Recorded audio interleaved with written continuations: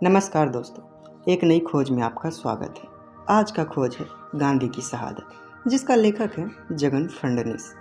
मैंने पिछले वीडियो में बताया कि कैसे गांधी जी का प्रभाव बढ़ने के कारण गांधी विरोधी गुट ने गांधी जी का विरोध करने लगे। पूरा जानने के लिए आपको वीडियो पूरा देखना पड़ेगा। अब आगे चलते हैं। भाग 3। गांधी जी का आंदोलन जैसे जैसे बढ़ता गया, वैसे वैसे हिंदुओं की निराशा भी बढ़ती गई। प्यारे लाल जी द्वारा किए हुए महाराष्ट्र के गांधी विरोध के विश्लेषण से मेरे विश्लेषण को बल ही मिलता है। महाराष्ट्र के सभी ब्राह्मण इस गुट के नहीं हैं। गांधी युग के प्रारंभिक काल में महाराष्ट्र के अनेक ब्राह्मण गांधी जी के अनुयायी बने। सामाजिक सुधारों में भी ब्राह्मणों ने सहयोग दिया। गांधी विचार आगे ले जाने में महाराष्ट्र के ब्राह्मणों का बड़ा हिस्सा है, परंतु गांधी विचार के पीछे ब्राह्मणों की बड़ी संख्या थी, ऐसा नहीं कहा जा सकता। उनका झुकाव गांधी विरोधी ब्राह्मण गुट की ओर था। कुछ ब्राह्मण खुलकर तो छिपकर इस गुट के साथ थे। गांधी जी का आंदोलन बढ़ता गया, इसलिए बदले की भावना से वे गांधी विरोधी बने। इतनी सरल कारण मीमांसा सही न होगी। प्यारे लाल गांधी जी के शिष्य थे, इसलिए विरोधियों के बारे में कड़वाहट पैदा ना हो, ऐसा शब्द में उन्होंने विश्लेषण किया होगा। गांधी जी के आंदोलन के कारण अपना सामाजिक और राजनीतिक नियंत्रण ढीला पड़ जाएगा। इस भावना ने हिंदूवादी गुट गांधी जी को कट्टर दुश्मन मानने लगा। महात्मा गांधी ने ना किसी को शत्रु माना न दुश्मन। तिलक पंथियों में मतभेद के बावजूद अच्छे संबंध बनाए रखने की और सहिष्णुता की वृत्ति का अभाव है। शायद वे लोकमान्य तिलक का अनुकरण करते हो। आगरा काजी से मतभेद होते ही केसरी के संपादकीय लेखों में तिलक जी ने आगरा काजी को हट का कुत्ता तक कहा है। तिलक जी जैसा बड़ा नेता जब अपने वैचारिक विरोधियों के प्रति इस तरह की भाषा का प्रयोग करता है, तब तिलक का नाम लेने वाले भाषा के संबंध में एक कदम आगे ही होंगे। इसलिए कुछ हिंदुत्ववादी नेताओं को छोड़ अन्य कार्यकर्ता से लेकर नेताओं तक सभी बड़ी अशिष्ट भाषा का प्रयोग करते हैं। विचार एक दलीलों के बल पर गांधी विचार का प्रभाव असंभव है। गांधी जी की ओर से जनता को अपनी ओर मोड़ना भी असंभव है। इसलिए गांधी जी को ही खत्म करने का उन्होंने तय किया। गांधी जी के कारण लोकमान्य तिलक भुला दिए जाएंगे, ऐसा मानना मूर्खता है। लोकमान्य तिलक तथा महात्मा गांधी का कार्य महान ही समझा जाता है तथा आगे भी समझा जाएगा। हिंदुत्ववादियों की भूमिका कांग्रेस विरोधी थी। उनमें महाराष्ट्र के हिंदुत्ववादियों की संख्या अधिक थी। ये हिंदुत्ववादियों की कट्टरता में फर्क है। देश के अन्य हिंदुत्ववादियों द्वारा गांधी जी को मारने का प्रयास हुआ, ऐसा नहीं दिखता। उनकी भाषा जरूर कभी कभी भड़काऊ होती थी, तथापि पुणे के हिंदुत्ववादियों ने गांधी हत्या के प्रयास बार बार किए। ऐसा लगता है गांधी जी मुसलमानों का समर्थन करते हैं। इस कारण उनकी राजनीति का जिस तरह कड़ा विरोध महाराष्ट्र के हिंदुत्ववादियों ने किया, वैसा कड़ा विरोध अन्य राज्यों के हिंदुत्ववादियों ने क्यों नहीं किया। गांधी जी को खत्म किए बिना उनकी मुस्लिम समर्थन की राजनीति में रुकावट नहीं आएगी, ऐसा उन्हें क्यों नहीं लगा। गांधी जी की जान लेने के कई प्रयास हुए। स्वयं गांधी जी ने कहा है कि मृत्यु के मुख से मैं 7 बार बच निकला हूँ। गांधी हत्या के प्रयास में महाराष्ट्र के हिंदुत्ववादी ही आगे थे। गांधी की राजनीति से ब्राह्मण हित की राजनीति में बाधा या रुकावट आई। गांधी जी की राजनीति से बहुजन समाज की राजनीति की हवा बहने लगी। गांधी जी की राजनीति से हिंदुत्ववादियों की राजनीति में रुकावट आई। इन सब का गुस्सा, चिढ़ तथा ईर्ष्या महाराष्ट्र के मध्यम वर्ग में अधिक थी। गांधी जी के उदय से तिलक पक्षी राजनीति पिछड़ गई। यह कारण शुरू में लिखा ही है। इसी में गांधी हत्या के प्रयास के बीज है। इसलिए महाराष्ट्र के हिंदुत्ववादी तथा शेष भारत के हिंदुत्ववादी दोनों में थोड़ी भिन्नता आई। महाराष्ट्र के इतिहास संशोधक नर फाटक का इस विषयक विश्लेषण मेरे मत को पुष्टि करता है। फाटक गांधीवादी न थे, न ही ब्राह्मण विरोधी थे। वे स्वयं ब्राह्मण थे तथा सबसे महत्वपूर्ण बात यह है कि वे महान इतिहास संशोधक थे। अतः उनके विश्लेषण का विशेष महत्व है। वे लिखते हैं, रणडेजी के प्रयास के फलस्वरूप पुणे को राजनीतिक स्थान प्राप्त हुआ। सन 1891 में तिलक जी का राजनीतिक क्षेत्र में प्रवेश हुआ। 2 साल बाद रणडेजी जी मुंबई चले गए और वह क्षेत्र तिलक जी ने अपने हाथ में लिया। सन 1893 की हिंदू की सभा, फिर सार्वजनिक सभा पर अधिकार, इस तरह की उनकी प्रगति के सोपान सहज दृष्टिगोचर होते हैं। गोखले जी पुणे में ही थे, परंतु धर्म के नाम से चलने वाली राजनीति की ओर वे कभी नहीं मुड़े। उनकी राजनीति धर्म, पंथ, जाति, अवतार, आचार, इनमें से किसी का भी आधार लिए बिना चल रही थी। धर्म और ब्राह्मण की साठगांठ सनातन है। संपत्ति कानून के संबंध में भंडारकर, तेलंग और आगरकर से तिलक जी ने संघर्ष किया, इसलिए धर्म रक्षक के नाते तिलक जी का नाम हुआ। कांग्रेस के मंडप मेरा सामाजिक परिषद ना हो, इस तरह के प्रयास करके तिलक जी ने अपनी अलग पहचान बनाए रखी। सामाजिक सुधारों का रुख ब्राह्मणों के विरोध में था। सामाजिक सुधारों का कार्य ब्राह्मणों को मंजूर नहीं था। इस कार्य को करने वाले रंडे भंडाकर जैसे बड़े नेताओं का प्रखर विरोध करने वाले तिलक जी जैसे नेता के सामने आते ही ब्राह्मण समाज का उनकी जय जयकार करते हुए उनके चारों ओर इकट्ठा होना स्वाभाविक था। सामाजिक सुधारों का आंदोलन पिछड़ने पर मानवीय समानता के तत्व के कारण ब्राह्मणों के वर्चस्व को लग रहा ग्रहण टालेगा, ऐसा ब्राह्मण समाज का अनुमान होने में कोई आश्चर्य नहीं। जिले, तहसील, तालुकों आदि स्थानों पर वकील, डॉक्टर तथा सरकारी अधिकारी ब्राह्मण ही होते थे। महाराष्ट्र में खासकर ब्राह्मणों में तिलक जी की विशेष तारीफ होती थी। राज्य सुधार अर्थात आज़ादी की पूर्व तैयारी पहचान कर अपने अधिकारों का विचार न करने वाले नेता के पीछे जाने से मक्खन तो वे हाथ ही आ ही लेंगे और अपने हिस्से में छाछ ही रह जाएगी। यह डर अब ब्राह्मण बहुजन समाज में मन में उत्पन्न हुआ। यह तिलक जी के नेतृत्व का परिणाम था। गांधी जी के नेतृत्व ने उस परिणाम में रुकावट डाली। नर फाटक के विश्लेषण पर गौर करें तो हिंदुत्ववादी गांधी विरोधी क्यों नहीं थे? इस संबंध का मेरा कथन अधिक स्पष्ट हो जाता है। महात्मा गांधी के विषय में हिंदुत्ववादियों में द्वेष था और है। यह किसी व्यक्ति विशेष के द्वेष जैसा नहीं था। गांधी विचार के हिंदुत्ववादी विचार को रोका, उनकी राजनीति में रुकावटें आई, इसलिए गांधी जी के प्रति उनमें द्वेष था। समाज के जिस वर्ग से हिंदुत्ववादी आए हैं वह वर्ग पेशवाई समाप्त होने पर सत्ता से वंचित हो गया था। तिलक जी की राजनीति से इस वर्ग की आशाएं पुनः पल्लवित हुई थी, जो गांधी जी की राजनीति से मुरझा गई। इसलिए हिंदुत्ववादियों का गांधी जी का विचार प्रणाली से द्वेष था। हिंदुत्ववादियों का पुणे का गुट ही अधिक कट्टर था। ऐसा क्यों था? मुंबई में भी ब्राह्मण थे, उनमें भी कुछ हिंदुत्ववादी थे, फिर भी मुंबई के हिंदुत्ववादियों का गांधी द्वेष पुणे के हिंदुत्ववादियों से कम क्यों? इसका भी विचार करना चाहिए और तभी समझ में आएगा कि संभाजी की हत्या के बाद महाराष्ट्र की राजनीति ब्राह्मणों के हाथ आई, जो पेशवाई के अंत तक उन्हीं के हाथ में रही। तिलक युग में भी राजनीति का सूत्र ब्राह्मणों के हाथ में ही था, इसलिए पुणे के ब्राह्मण समान रूप परिवर्तन न कर सके। पेशवाई के अंत के बाद राजनीति का केंद्र मुंबई बना। मुंबई में हिंदू, मुस्लिम और पारसियों में आपसी व्यवहार चलता था।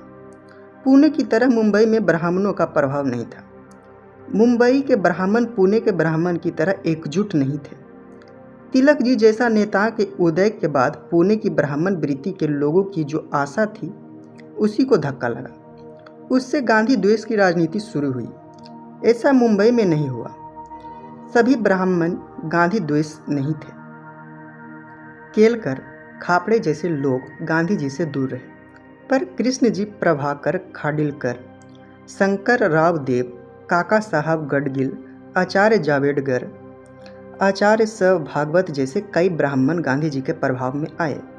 इससे हिंदुत्ववादी और भड़क गए।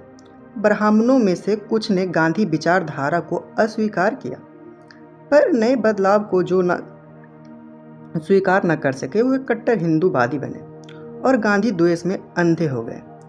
नया विचार तथा नई राजनीति के प्रखर प्रकाश को स्वीकार करने के बजाय उन्होंने अपनी आंख ही मूंद ली। जिस गांधी की वजह से यह प्रकाश फैला था, उस प्रकाश के ही वे विरोध बन गए और गांधी को मारे बगैर उनके विचार को रोका नहीं जा सकता। इस निर्णय पर पहुंचे। विचारों का मुकाबला विचारों से करने योग्य प्रभावशाली विचार हिंदूवादियों के पास नहीं था और न प्रभावशाली नेतृत्व था। पुराना विचार टिका नहीं सकता और नए विचार को स्वीकार करने के लिए मन तैयार नहीं था।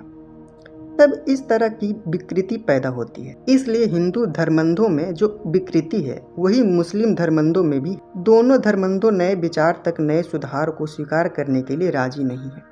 विचारों का मुकाबला करने की वैचारिक शक्ति हिंदूवादियों में न होने से व्यक्ति की हत्या का मार्ग उन्होंने चुना और उसी के पीछे पड़ गए। इस संदर्भ में इतिहास संशोधक नर फाटक ने भी प्रकाश डाला है। वे लिखते हैं, आखिरी सांस तक मैं अपना कर्तव्य क्षेत्र नहीं छोड़ूंगा। ऐसा गांधी जी द्वारा स्पष्ट होते ही गांधी जी के विषय में बैर भाव रखने वाले के सामने बड़ी कठिनाई खड़ी हो गई।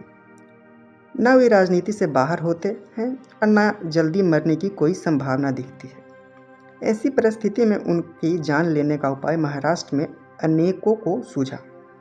महाराष्ट्र में तिलक जी से तालीम प्राप्त वर्ग गांधी जी के आंदोलन से असहयोग कर सुखम च में श्यामम च में इस वृत्ति से व्यवहार करता रहा।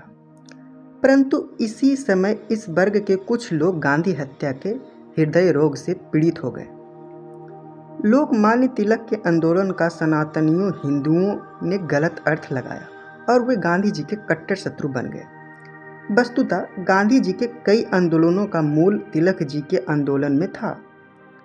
यह बात हिंदुत्ववादी कभी समझ न सके। गांधी जी के आंदोलन से हिंदुत्ववादियों की आशाएं धूल में मिल गई, अतः गांधी जी को वे अपने मार्ग का रोड़ा समझने लगे। आचार्य जावड़ेकर जी अपनी पुस्तक लोकमान्य तिलक और महात्मा गांधी में लिखते हैं, महात्मा गांधी के कार्य के विषय में जिन लोगों के मन में असंतोष था वे सब स्वयं को तिलक भक्त समझने लगे। जो खादी पहनना नहीं चाहते थे, जिन्हें अस्पृश्यता निवारण का कार्य पसंद नहीं था, हिंदू मुस्लिम एकता के प्रयास जिन्हें अच्छे नहीं लगते थे, यह कानून भंग और करना चुकना, इस तरह के आंदोलन में जो शरीक नहीं होना चाहते थे, ऐसे सब लोग तिलक भक्ति की ओट में इन सब का विरोध कर सकते हैं। ऐसे असंतुष्ट तिलक भक्त अभी भी महाराष्ट्र में बहुत हैं। तिलक पंथियों को गांधी जी की राजनीति समझने में ही नहीं आई और तिलक पंथ ना तो स्वयं तिलक है, न तिलक जी की राजनीति को सही अर्थ में चलने वाले नेता या कार्यकर्ता हैं। लोकमान्य तिलक ने देश का रथ जहां लाकर छोड़ा था, वहां से गांधी जी ने उसे आगे बढ़ाया। स्वदेशी आंदोलन, असहयोग आंदोलन, हिंदू मुस्लिम एकता के प्रयास तिलक जी की राजनीति का ही अंग था। उसी को महात्मा गांधी ने व्यापक नींव पर बढ़ाया। लोकमान्य तिलक ने जनता में असंतोष निर्माण किया। उसे गांधी जी ने सत्याग्रह और आत्मबल की समर्थन से अंग्रेजी साम्राज्य को दहला दिया। अंग्रेजों ने 700 रियासतों से सत्ता हासिल की थी। एक राष्ट्र की अवधारणा उनके बाद ही इस देश में निर्माण हुआ और कांग्रेस के नेतृत्व में आज़ादी का आंदोलन शुरू हुआ। यह आंदोलन गांधी जी के कारण व्यापक बना। सारे देश में आंदोलन की आग फैलती गई। गांधी जी के कारण एक झंडे के नीचे आंदोलन आगे बढ़ा।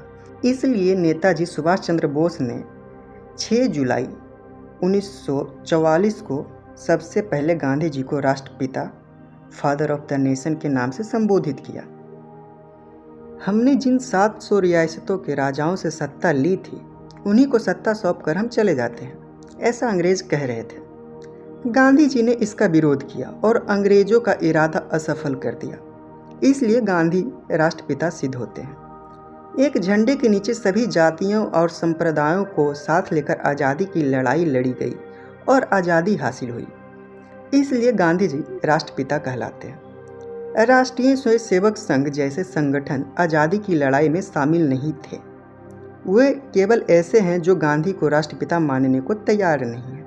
गोपाल कृष्ण गोखले को गांधी जी अपना राजनीतिक गुरु मानते थे, पर गांधी जी की नैतिकता से गोखले जी भी प्रभावित हुए। सिद्धांततः गांधी जी की राजनीतिक की नींव नैतिकता थी और आंदोलन का मार्ग साधन सुचिता का था। मनुष्य के आंतरिक परिवर्तन पर वे बल देते थे। हृदय परिवर्तन द्वारा मत परिवर्तन कर उसके आधार पर सारे सुधार और बदलाव वे लाना चाहते थे। सामने वाला व्यक्ति अनीति से व्यवहार कर रहा हो तब भी हमें नीति से व्यवहार करना चाहिए। सत्ताधारियों के बारे में भी गांधी जी की यही भूमिका थी। शांतिपूर्ण मार्ग का अनुसरण, सामने वाले से नज़दीक संबंध बढ़ाना, उसे अपना आंदोलन की पूर्व सूचना देकर आंदोलन छोड़ना, ये गांधी जी के सूत्र थे। किस दिन कितने बजे किस स्थान पर वे सत्याग्रह करने वाला है यह घोषित करके वे सत्याग्रह करते हैं। अपने अनुयायियों का नैतिक बल बनाए रखने के लिए आत्मक्लेश के लिए उन्होंने उपवास किए। उपवास के फलस्वरूप सिद्धांत स्वीकृति होने पर तफसील के विषय में अनाग्रही रहना है और लेन देन का मार्ग अपनाना, इन बातों पर वे बल देते थे। राजनीतिक आंदोलन की ओर देखने का गांधी जी का दृष्टिकोण तिलक जी के दृष्टिकोण से भिन्न था। गांधी जी ने राजनीति के क्षेत्र में नैतिकता की अपेक्षा परिणामकता को अधिक महत्व दिया। शत्रु नैतिकता का पालन ना करता हो तो हमें भी पालन करने की आवश्यकता नहीं। 60% ऐसी तिलक जी की मान्यता थी। गांधी जी ने इस मार्ग का अनुसरण नहीं किया। वे साधन सुचिता के आग्रही थे।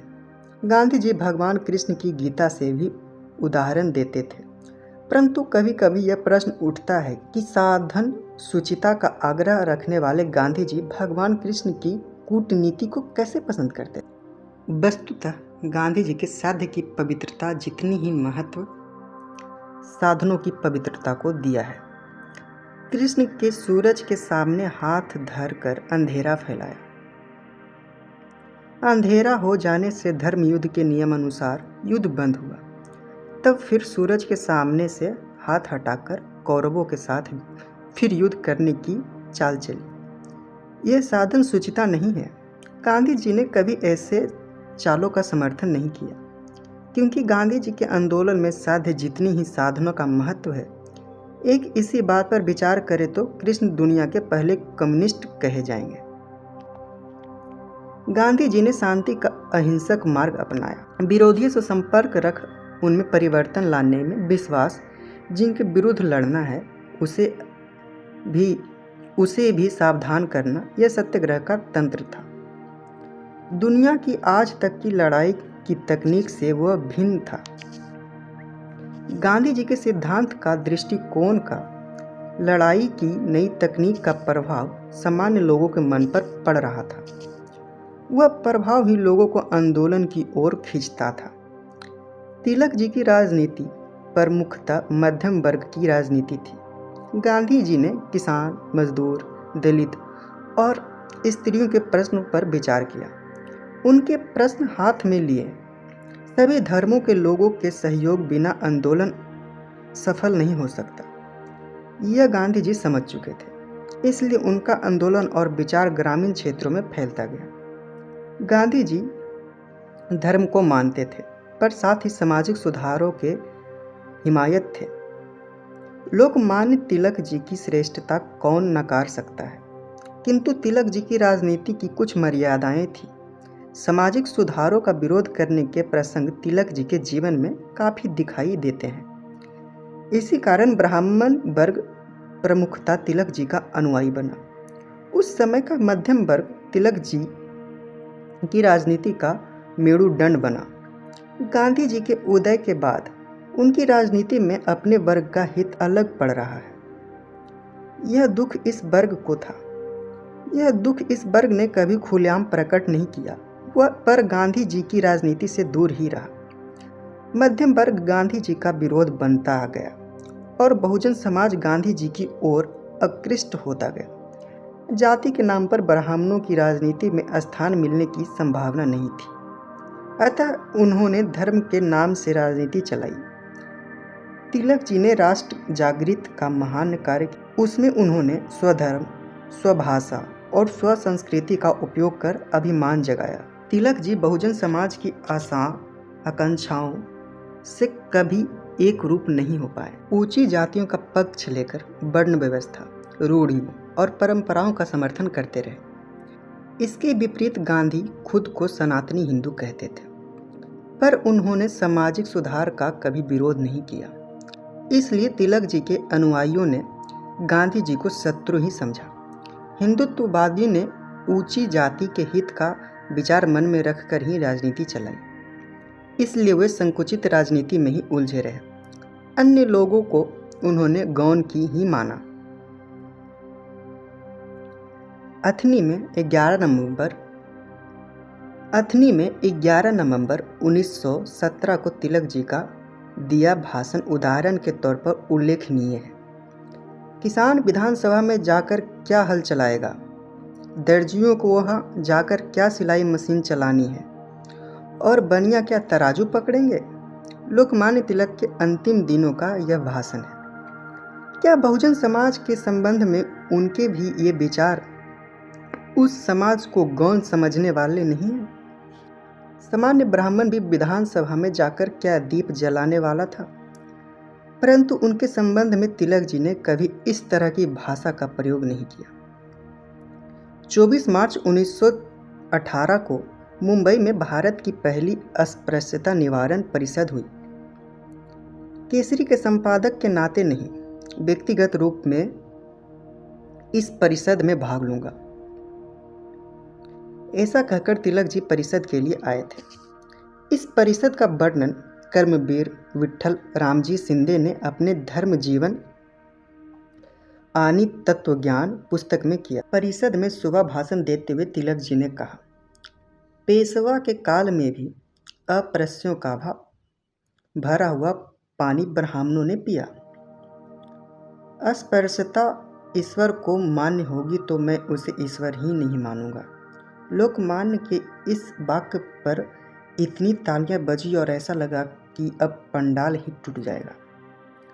यह स्मरण कर्मवीर विट्ठल रामजी शिंदे ने लिखा है। अस्पृश्यता समाप्त करने के लिए उद्देश्य से एक पत्र तैयार कर उस पर तिलक जी के हस्ताक्षर लेने कर्मवीर शिंदे गए। उस प्रसंग का विचार भी कर्मवीर शिंदे ने लिखा।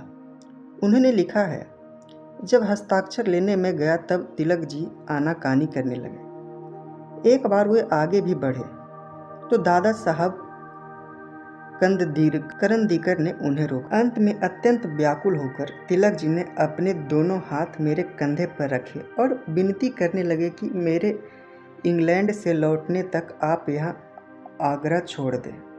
परंतु इस व्यवहार के कारण लोकमान्य के विरोध में जनमत तैयार हुआ। 1 दिसंबर 1919 को इंग्लैंड से लौटे तब उन्होंने बहुजन समाज का प्रगतिशील लोगों का विरोध सहना पड़ा। पुणे में लोकमान्य को मान पत्र देने में भी बड़ा विरोध हुआ। बहुजन समाज के मन में तिलक जी के प्रति कैसी भावना निर्माण होती गई, यह स्पष्ट करने के लिए कर्मवीर शिंदे की बात मैंने यहाँ कही है।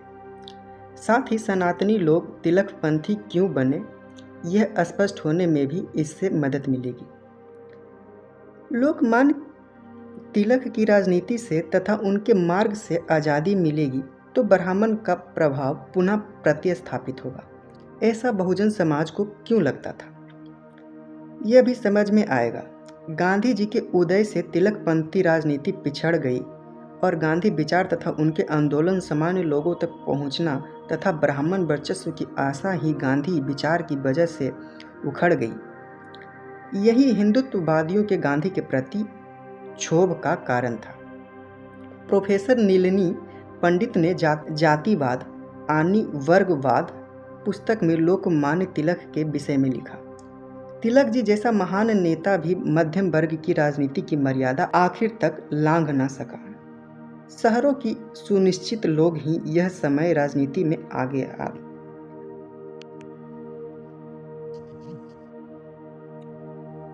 शहरों के सुनिश्चित लोग ही उस समय राजनीति में आगे थे। इन लोगों के हितों में गांधी जी की राजनीति से बाधा आई। नलिनी पंडित आगे लिखती हैं, तत्कालिक राजनीतिक प्रश्नों को अधिक महत्व देकर कट्टर राष्ट्रवादी पक्ष ने भी उच्च मध्यम वर्ग का भी समर्थन किया तथा बहुजन समाज की भावनाएं एवं हितों की अपेक्षा की। सत्य शोधक समाज की समानता की मांग का विरोध कर बहुजन समाज के मन को दुख पहुंचा। अस्पृश्यता समाप्त करने के पत्र पर हस्ताक्षर न करके दलित नेताओं की नाराजगी तिलक जी ने मोल ली। साहूकारों का पक्ष लेकर किसानों की सहानुभूति वे गवा बैठे।